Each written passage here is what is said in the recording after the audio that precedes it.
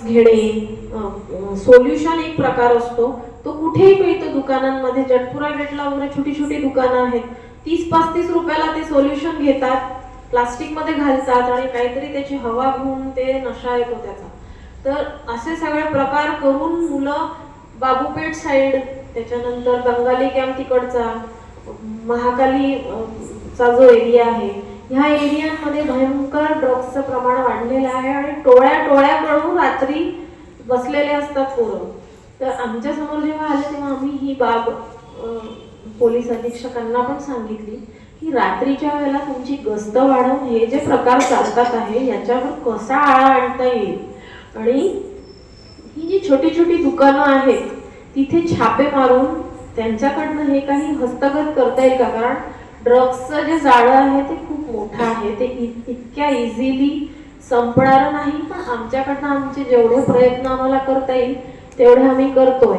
आता ती जी मुलगी ड्रग्ज ॲडिक्ट होती ती तर अक्षरशः म्हणजे खिडक्या फोडून टाकणे, आरसा फोडून टाकणे, फोडलेला ते काच आपल्या खिशात ठेवायचा, मग ते असे कट्स मारणे, कारण हा प्रकार असतो ड्रग्ज घेणाऱ्यांचा, हा प्रकार असतो, मुलं करतात प्रयत्न.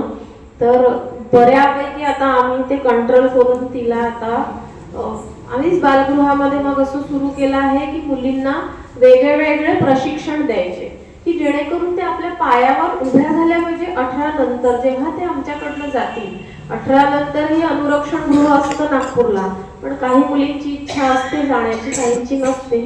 तर आम्ही तिथेच बालगृहामध्ये काही कौशल्यपूर्ण जे काही क्लासेस असतील, जसं आता मुलींसाठी मी कथ्थकचे क्लासेस सुरू केलेले आहे. स्नेहा पारवेकर आहे ती जाऊन तिथे क्लासेस घेते की जेणेकरून मुलींना काहीतरी एक कला आली पाहिजे. मुली खूप आवडीने तिथे करतात, कारण विधी संघर्षग्रस्त बालिका पण तिथे असतात, त्यांना अजिबात बाहेर निघता येत नाही. वाघ शिकार प्रकरणातलीच एक मुलगी आहे, ती विधी संघर्षग्रस्त बालिका आहे, तिला अतिशय नृत्याची आवड आहे. मग आता ह्या जे कथ्थक नृत्य आहे ती खूप छान प्रकारे तिथे करते आहे. त्याच्यानंतर रोटरीचे काही लोक आले होते, काही समाजसेवे बल्लारशाचे काही लोक होते, तर त्यांना आम्ही सांगून आता मुलींना पेपर एनवलप्स आहेत, त्याच्यानंतर काही रांगोळी पॅचेस आहेत, हे सगळ्या गोष्टी त्यांना मुलींना आल्या पाहिजे की जेणेकरून पुढे जाऊन त्या काहीतरी करू शकतील. आणि गव्हर्नमेंट ITIच्या ज्या मॅडम आहेत प्रिन्सिपल मॅम, त्यांच्याशी बोलणं केलं आणि त्यांना सांगितलं की मुली आमच्या बाहेर येऊ शकणार नाही, पण तुम्ही तिथे येऊन त्यांना काही कोर्सेस देऊ शकत असाल तर आमच्या मुलींना एक कुठेतरी सर्टिफिकेट राहील की पुढे जाऊन त्यांना काहीतरी करता येईल. त्यांनी कमिटमेंट दिलं की मॅडम मी पण एक स्त्री आहे आणि मलाही असं वाटतं की मुली कुठेतरी काहीतरी बाहेर गेल्यावर आपल्या पायावर उभ्या राहिल्या पाहिजे. आणि मग त्यांनी ते कमिटमेंट केलंय की आम्ही तुमच्या मुलींना तिथे येऊन शिकवू. तर असा आमचा बराच खूप प्रयत्न सुरू आहे मुलींना आणि मुलांना. आपल्या काही मुलं राजुऱ्याला एक बालगृह आहे, तिथे 15-16 मुलं आहेत. नागभीडला बालगृह, तिथे 17-18 मुलं आहेत. चंद्रपूरचं जे शासकीय बालगृह आहे तिथे पण मुलं आहेत. तर जेव्हा मी बालकल्याण समितीला आली तेव्हा पहिल्यांदा माझी बालकल्याण समिती बालस्नेही कशी होईल त्याचा माझा आधी पहिला प्रयत्न होता, कारण जी मुलं येतात ती सगळी ट्रॉमामध्ये असतात.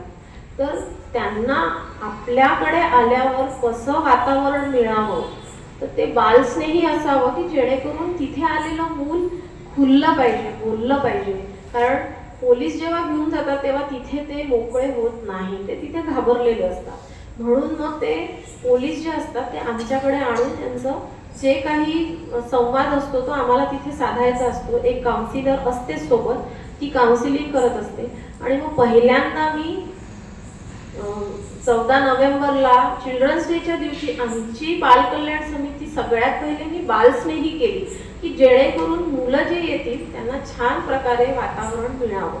ते झाल्यानंतर मग पोलीस स्टेशन सुद्धा बालस्नेही व्हावं याकरिता मी पोलीस अधीक्षकांना पत्र दिलं, कारण विधी संघर्षग्रस्त बालके आणि पीडिता ज्या असतात त्यांना सुद्धा पहिल्यांदा पोलीस स्टेशनला नेतात. तिथे आत पोलीस स्टेशनमध्ये एक वेगळी खोली असते, पण तरी सुद्धा प्रिमायसेस जो असतो तो पोलीस स्टेशनचाच असतो, त्याच्यामुळे मुलं घाबरतात. म्हणून पोलीस अधीक्षकांनाही बालस्नेही पोलीस स्टेशन करण्याबाबत पत्र दिलं. त्याच्यानंतर 12, 13, 14 वर्षाच्या मुली प्रेग्नेंट होऊन येतात आणि गव्हर्नमेंट हॉस्पिटलला ऍडमिट होतात, तेव्हा त्या मुलींना अक्षरशः मोठ्या बायकांसोबतच तिथे ऍडमिट केला जातो. सेम जनरल वार्डमध्ये त्या 12-13 वर्षाच्याही मुली असतात आणि मोठ्या पण मुली बायका असतात. तर तिथे जेव्हा ऍडमिट केला जातो तेव्हा ऑलरेडी त्या बिचारा ट्रॉमामध्ये, त्याच्यात ह्या इतर बायका, आणि तिथे गव्हर्नमेंट हॉस्पिटलला ऑलमोस्ट खेडेगावातले वगैरे पेशंट्स असतात जनरली.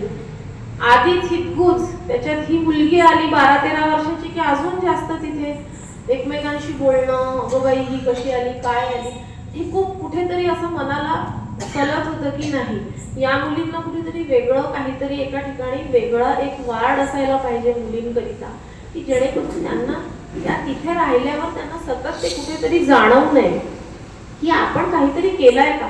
होते चूक, बऱ्याच मुलींकडनं होते चूक, काही मुलींवर अत्याचारच झालेला असतो, कारण 13-14 वर्षाच्या मुलींवर बऱ्याचदा अत्याचार होतो. 16, 17, 18 वर्षाच्या मुली प्रेम प्रकरणातल्या असतात. पण कुठेतरी असं वाटलं आणि मग जिल्हाधिकारी साहेबांशी बोलून गव्हर्नमेंट हॉस्पिटलला एक वेगळा बालस्नेही कोपरा करावा, की त्याच्यामध्ये ज्या मुली येतील त्यांना तिकडे वेगळं सेपरेट ठेवता येईल, तिथे त्यांचं प्रॉपर काउन्सिलिंग होईल, असं म्हणून तिथे पण एक आम्ही बालस्नेही कोपरा करण्याबाबत निवेदन दिलं. तर हे सगळं करत असताना 3 वर्ष अशीच छान प्रकारे गेली. नवऱ्याला बरेच जणांनी म्हटलं की बापरे, तुझ्या बायकोला एवढी मोठी जबाबदारी जिल्ह्याची मिळालेली आहे, तिला पेलवेल की नाही कारण वय पण छोटच. त्याच्यामुळे मी त्याला सांगितलं होतं की मी माझी जबाबदारी पूर्णपणे व्यवस्थितपणे पार पाडेन. आणि जेव्हा बाल हक्क संरक्षणाचा बालस्नेही पुरस्कार नागपूर डिव्हिजन मधून चंद्रपूर जिल्ह्याला प्राप्त झाला, तेव्हा पहिल्यांदा मी यांना फोन केला आणि सांगितलं की अहो, जिल्ह्याचा पुरस्कार आणला. लोकांनी ज्यांनी सांगितलं की तुझी बायको करू शकेल की नाही, पण ते मी आज करून दाखवलंय. जिल्ह्याचा तो मिळाला. त्याच्यानंतर नॅशनल अवॉर्ड, एक plan India impact award, all over भारतातनं तो एक अवॉर्ड होता. त्याचं पण नॉमिनेशन मी दिलेलं होतं आमच्या चंद्रपूर जिल्ह्याचं, आणि त्याचा पण फोन आला त्यांचा की तुम्ही पूर्ण ऑल ओव्हर भारतात तुमचा 2nd नंबर आलेला आहे. तर त्यावेळेला तर अजून आनंद झाला की भारतातनं चंद्रपूर जिल्ह्याचं नाव कुठेतरी आपण केलं आहे, म्हणजे आपण आपल्या कामाला कुठेतरी न्याय देतो आहे, असं एक आनंद जो होता तो वेगळा होता.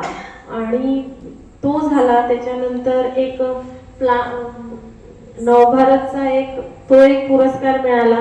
त्याच्यानंतर आत्ता पॉवरफुल लेडी ऑफ द महाराष्ट्राचा तो एक पुरस्कार मिळाला.